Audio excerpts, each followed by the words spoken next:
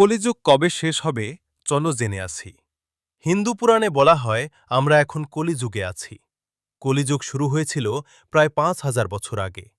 কৃষ্ণ ভগবানের মৃত্যুর পর মোট ৪,৩২,০০০ বছর স্থায়ী হবে এই যুগ। এর মানে এখনও প্রায় ৪,২৭,০০০ বছর বাকি।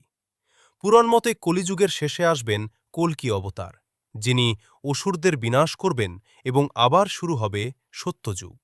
এর মানে সোনালী যুগ। কেউ বলেন কলিযুগ ধ্বংস মানেই পৃথিবী ধ্বংস নয়, বরং এক যুগ থেকে আরেক যুগে পরিযুগে পরিবর্তন। কলিযুগের পরেই শুরু হবে সত্যযুগ। ধ্বংসের পরেই আসবে এক নতুন সৃষ্টি। এই চক্র চলবে অনন্তকাল ধরে। শেষ নয় চক্রের নতুন শুরু। আপনার মতে কলিযুগের শেষ কেমন হবে কমেন্টে লিখুন। আর কলিযুগ নিয়ে বিস্তারিত জানতে হলে এখানে নজর রাখুন।